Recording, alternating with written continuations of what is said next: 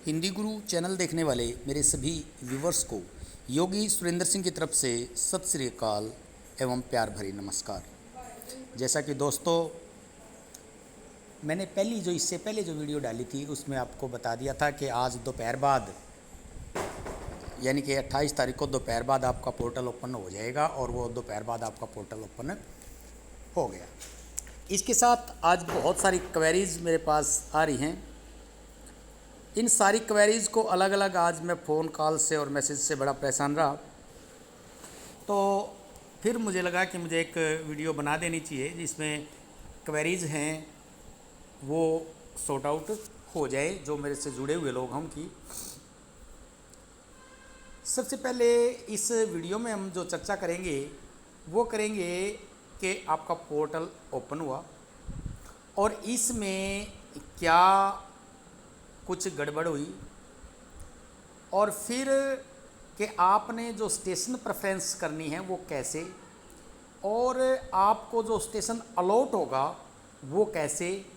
With held का जो option है वो भी खुल रहा है और एक बार तो जो फॉर्म क्लोज था उनके लिए भी ऑप्शन खुल रहे थे। तो ये जो साइट की टेक्निकल एरर थी जिसमें यदि आप ऑप्शन चूज़ कर लेंगे तो सिलेक्टेड के अलावा किसी का जो फॉर्म है वो सबमिट नहीं होगा। रही विद हेल्ड की बात, विद हेल्ड वालों को अभी वेट करना चाहिए, उनको सबमिट करके नहीं देखना चाहिए। कभी कोई चेक करने लग जाए, अभी ना करें, कल कंफर्म हो जाएगा। अभी साइट पे ये भी नोटिस नहीं आया है कि कब तक प्रेफरेंस ली जाएंगी, क्या प्रोसेस रहेगा। एक सीनियरिटी का बड़ा जो एल्ड वाले हैं, जो 90 नंबर हैं, वो भी एक बच्चा एल्ड में है, लड़की है 90 नंबर वाला भी एल्ड में है। तो उसकी क्वेरी है कि यदि मुझे ज्वाइनिंग लेट मिली तो मेरी सीनियरिटी का क्या होगा। तो ये बहुत सारे इश्यूज हैं। इसके अलावा एक और इशू है कि EWS में सीट लूँ या जनरल में लूँ। तो ये सारी बातें हम चर्चा करेंगे। वीडियो मैं चाहूँगा कि छोटी सी हो ताकि आपको जल्दी से सब बातें समझ में आ जाए। सबसे पहले आप अपनी साइट पे जाएंगे और साइट पे जाने के बाद आप वहाँ ये आइकन लॉगिन आईडी खोलेंगे, उस पर ये स्टेट्स देखेंगे जिसमें स्टेशन चॉइस का ऑप्शन होगा। वो स्टेशन चॉइस का ऑप्शन आप ऊपर ये है, ये क्लिक करेंगे। इसके बाद आप यहाँ स्टेशन चॉइस का जो ऑप्शन है ये आपका होगा और उसके बाद सिलेक्शन स्टेटस आपका शो होगा कि आप सिलेक्टेड हैं, विद हेल्ड हैं। ये इसमें दिखा शो रहा है कि विद हेल्ड है या फॉर्म क्लोज है, जो भी आपका ये। उसके बाद फिर ये, और उसके बाद हो सकता है कुछ इसमें थोड़ा बहुत फेरबदल हो जाए। जब आप इसको ओपन करेंगे तो ये आपका स्टेटस शो होगा। इसमें आप जो प्रेफरेंस फिल करेंगे वो कैसे फिल करेंगे वो मैं आपको डिटेल से बता दूंगा ताकि आपको कोई हेजिटेशन ना हो। जैसे ही आप स्टेशन चॉइस पे फिल करेंगे वहाँ आपको ऑप्शन खुल के आएगा, ऐसे आपको ऑप्शन खुल के आएगा। यहाँ आपका रजिस्ट्रेशन नंबर और ये सारी डिटेल्स होंगी। उसके बाद ये डिपार्टमेंट चूज़ 6635 चूज़ कैटेगरी, जो भी आपकी कैटेगरी है। अभी यहाँ मैं एक बात और क्लियर करता चलूँ आपको कि केवल दो ही, कई बच्चों ने कई कैटेगरी में फॉर्म भरा है। जैसे सबसे बड़ी जो प्रॉब्लम आ रही है वो EWS और ओपन में, क्योंकि बच्चों ने EWS और ओपन दोनों में फॉर्म भरा है और उनका जो सिलेक्शन है दोनों में शो हो रहा है। तो बच्चे जो बार बार मेरे से क्वेरीज कर रहे हैं कि सर हम EWS लें या ओपन लें, तो दोस्तों मैं आपको बता दूं कि यदि आपको कोई डाउट है या किसी भी प्रकार की कोई संदेह है तो आप अपनी कैटेगरी में सिलेक्शन लें। आपने यदि EWS में फिल किया है तो आप EWS में ही लें, जनरल की सीट जनरल वाले कैंडिडेट के लिए छोड़ दें। यदि आपको लगता है कि आपने जनरल में ज़्यादा बेनिफिट है तो आप जनरल में ले सकते हैं। ये आपकी अपनी चॉइस है कि आप किस में लें किस में ना लें। फिर भी आप, क्योंकि जनरल की सीटें आपको EWS में इतनी ही वैकेंसीज मिलनी है, यदि EWS जनरल की 2588 में पूरी हो जाती हैं उसके बाद किसी भी EWS को कोई सीट नहीं मिलेगी। इसके अलावा यदि आप EWS में सीट लेते हैं तो जब आपकी मेरिट लो आएगी तो वहाँ आपका लो मेरिट पे भी सिलेक्शन हो जाएगा। ये हैं कई बातें, इसमें आप देख लेना, जो भी आपको शूट करे वो आप कर लेना, कौन सी कैटेगरी में आप लेना चाहे। तो ये रजिस्ट्रेशन नंबर, उसके बाद फिल स्टेशन चॉइस में सबसे पहले डिस्ट्रिक्ट आएगा, आपने डिस्ट्रिक्ट फिल करना है और डिस्ट्रिक्ट के साथ फिर ब्लॉक आएगा, आपने ब्लॉक फिल करना है। एक डिस्ट्रिक्ट में बहुत सारे ब्लॉक मिलेंगे, सबसे पहले आपने अपने उस ब्लॉक को फिल करना है जिस ब्लॉक में आप रहते हैं, जहां आपका रेजिडेंस है। उस ब्लॉक में आपने अपने रैंक के अनुसार, रैंक का मतलब आपके नियरेस्ट जो स्टेशन है उस स्टेशन को आपने फिल करना है और उसी क्रम में आप ये चिंता में न रहे कि कितने भरने हैं कितने नहीं भरने, आप भरते जाएं, उनको उसी क्रम में भरते जाएं जब तक आपका जो ये साइट से आपका ये नहीं बोल देता कि आपकी जो स्टेशन चॉइस है आप फुलफ़िल हो गई है, तो आप उसमें कितने भी स्टेशन उसमें फिल कर सकते हैं क्रम अनुसार। जब आपका ब्लॉक फिल हो जाए फिर आप अपने नियर बाई ब्लॉक में जाएंगे, फिर सारे नियर बाई अपने डिस्ट्रिक्ट के सारे ब्लॉक फिल करेंगे, क्योंकि उसके बाद जो ट्रांसफ़र होती है ब्लॉक में और डिस्ट्रिक्ट में आसानी से हो जाती है। और जो ETT है उनका जो कैडर होता है, मेरी जितनी जानकारी है हरियाणा में तो 100% जानकारी है कि स्टेट कैडर होता है, उनकी फिर बाद में ट्रांसफ़र नहीं होती, लेकिन विद इन डिस्ट्रिक्ट यदि आप पोस्ट लेते हैं किसी भी ब्लॉक में तो आपकी ट्रांसफ़र अपने घर के नज़दीक भी हो जाती है। तो फिर भी आप रिस्क ना ले, आपके पास बहुत सारे डिस्ट्रिक्ट हैं, 19 डिस्ट्रिक्ट खुले हुए हैं, तो आप उन डिस्ट्रिक्ट्स में जाएं, नेक्स्ट डिस्ट्रिक्ट चूज करें और उस डिस्ट्रिक्ट में जाकर फिर ब्लॉक चूज करें, फिर स्कूल चूज करें, उसी क्रम में आप अपने स्टेशन चूज करते जाएं। अब बात ये है कि सर स्टेशन तो मेरिट के अनुसार मिलना है, फिर इसमें क्या सोचना, ये बहुत ही सोचने वाली और माइंड गेम की बात है। मैं आपको बताऊं कि इसी तरह का प्रोसेस मेरी ट्रांसफ़र में चला था, ट्रांसफ़र ड्राइव में। उसमें जब मैंने स्टेशन फिल किए तो मैंने अपने नियर बाई जो कैंडिडेट थे उन कैंडिडेट की मार्क्स कैलकुलेट किए, उन मार्क्स को कैलकुलेट करके फिर मैंने जिस स्टेशन को फिल किया उसका दूसरा स्टेशन ही मुझे मिल गया था। मैंने इस पर बड़ा वर्क किया था।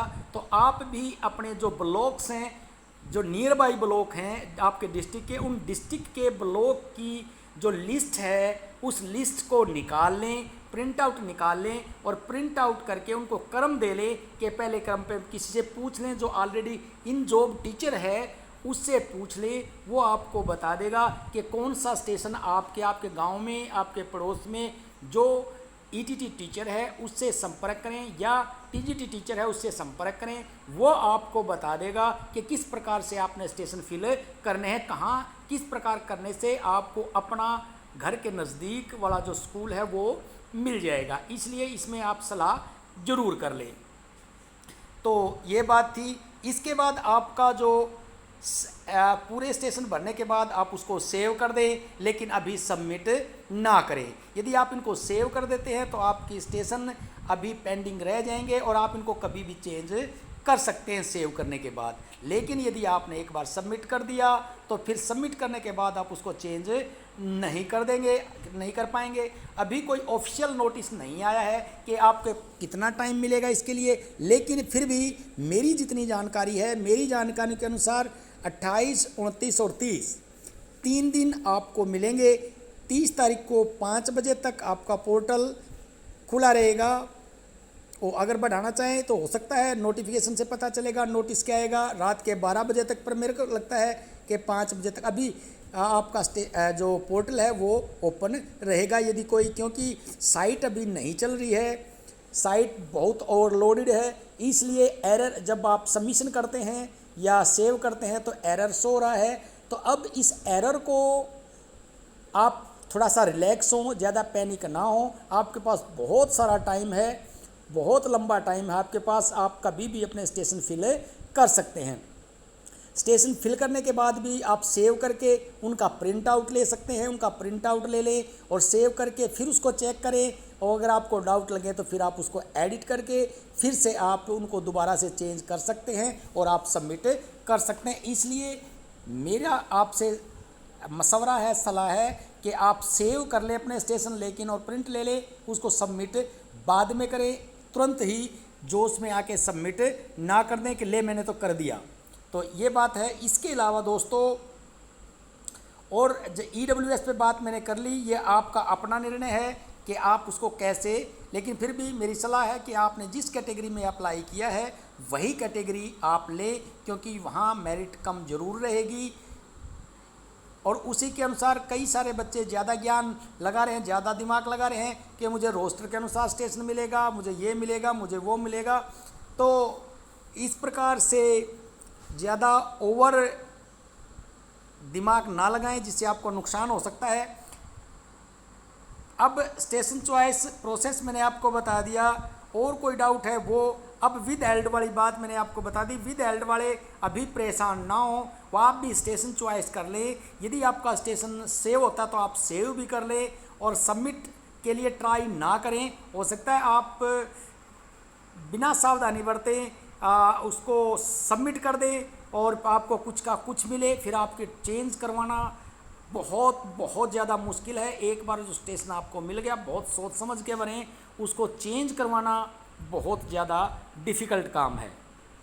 तो दोस्तों, विद एल्ड वाले सबमिट बटन ना दबाएं, क्योंकि कल सिचुएशन क्लियर हो जाएगी कि विद एल्ड वालों को भी स्टेशन चूज़ का अभी तक कुछ भी क्लियर नहीं। वैसे मैं अपनी जानकारी के अनुसार आपको बता सकता हूं कि होता ये है कि ऑप्शन सबके खुल जाते हैं, लेकिन जो सिलेक्टेड है केवल उनका ही, जो एलिजिबल होते हैं केवल उनका ही सबमिट होता है, बाकी का सबमिट नहीं होगा। ये मेरी जानकारी है, लेकिन फिर भी आप रिस्क ना लें। जिस बारे में हम 100% श्योर ना हो उस बारे में बात करना भी कोई उचित नहीं है। रूल बदलते हुए कोई टाइम नहीं लगता। नियम तो ये होता है कि जो सिलेक्टेड होता है उसी का ऑप्शन शो होता है, उसी का सबमिट होता है, लेकिन फिर भी विद हेल्ड वाले वेट करें। आपका प्रोसेस चल रहा है, चल क्या रहा, आपका काम हो चुका है। अब उसको साइट पे कब डालेंगे या आपको दूसरी लिस्ट में लेकर आएंगे, ये डिपार्टमेंट ने तय करना है। लेकिन कोई भी इस बात के लिए पैनिक ना ले कि डीएड के कारण हमारा सिलेक्शन नहीं होगा। निश्चित रूप से 100% मैं आपको श्योरिटी देता हूं कि आपका सिलेक्शन जरूर होगा, यदि आपके डॉक्यूमेंट में या आपकी डिग्रीज में कोई प्रॉब्लम नहीं है। तो इसके अलावा मेरिट के बारे में मेरे को बहुत सारे, सेकंड लिस्ट के बारे में मेरे पास बहुत सारी जानकारी आ रही है। और मेरे कई सारे ऐसे जो नॉन बच्चे हैं जो मुझसे जुड़े हुए हैं काफ़ी समय से, स्टार्टिंग से भी, जिनसे जो शुरू से ही जुड़ा हुआ है तो उनसे नेचुरल लगा हुआ जाता है। तो उन बच्चों का भी अभी या तो विद एल्ड है या उनके 66 और 65 मार्क्स हैं, 65 मार्क्स पर वो अटके हुए हैं, तो वो भी जानना चाह रहे हैं कि मेरिट कितनी डाउन जाएगी। तो दोस्तों, मैं आपको एक बात बता देता हूं इस बारे में कि 66 नंबर वालों का तो लगभग सबका होगा ही, जो इस लिस्ट के बाद जो नेक्स्ट लिस्ट आएगी।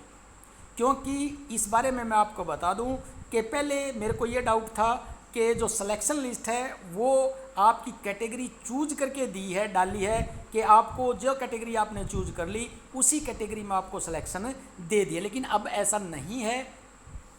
पोर्टल ओपन होने के बाद EWS और जनरल में जो कैंडिडेट है उसके दोनों ऑप्शन, दोनों पोर्टल और दोनों कैटेगरी के ऑप्शन खुले हुए हैं। तो इसलिए हमारे पास, आपको पता है कि डबल वाले भी बहुत सारे कैंडिडेट थे, करीबन हमने कैलकुलेट किए थे, मेरे को एग्जैक्ट फिगर याद नहीं है, शायद 388 या 288 कैंडिडेट थे जो डबल के थे जनरल की लिस्ट में। तो अभी 3600 तक लिस्ट आई है। उस लिस्ट में भी करीबन करीबन 200 तो कैंडिडेट जरूर मिलेंगे। तो ये मान के चले कि 200, 250, 300 तक भी अभी लिस्ट सेकंड लिस्ट आ सकती है। बाकी जो डी रिजर्व का मैटर चल रहा है उसके बारे में अभी आप ना सोचें, वो इस लिस्ट के बाद जो लिस्ट आएगी उसके बाद पूरी भर्ती कंप्लीट होने के 1 महीने बाद वो डी रिजर्वेशन का प्रोसेस जारी होता है। यदि कोई सीट वैकेंट बच जाती है और डिपार्टमेंट डी रिजर्व करना चाहता है तो उसके बाद फिर लेफ्ट आउट की आती है, यानी कि बहुत सारे बच्चे जो है सिलेक्शन तो ले लेते हैं लेकिन वो किसी कारण से ज्वाइन नहीं करते, उसके बाद वो भी आती है। तो इस तरह से प्रोसेस चलता है।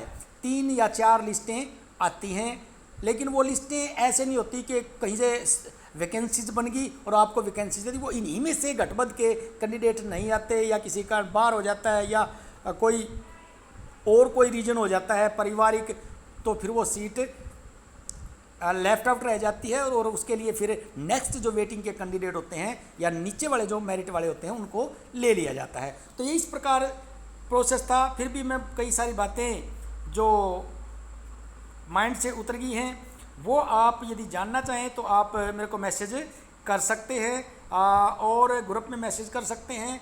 ग्रुप में बहुत सारे बच्चे हैं जिनके पास आपके सवालों के जवाब हो सकते हैं। इसके अलावा आप कमेंट में कर सकते हैं, जो आप कमेंट में करेंगे वो मैं वीडियो में आपको क्लियर कर दूंगा। भले ही मैं आपके कमेंट में वैसे कोशिश करता हूं मैं सारे कमेंट्स रीड कर लूं और उनके जो ज़रूरी है रिप्लाई भी कर दूं, लेकिन फिर भी आप कमेंट्स में पूछ सकते हैं। और मेरा आप लोगों से आग्रह है, जिन दोस्तों ने चैनल को सब्सक्राइब नहीं किया वो सब्सक्राइब कर ले, वीडियो को ज़्यादा से ज़्यादा शेयर कर दें ताकि जो बच्चे पैनिक हैं उनका जो पेन है वो कुछ कम हो, उनको रिलीफ मिले। इसके अलावा वीडियो को लाइक जरूर कर दें, हर जो देखे मेरा आग्रह है कि वीडियो को लाइक जरूर कर दें। Thank you so much.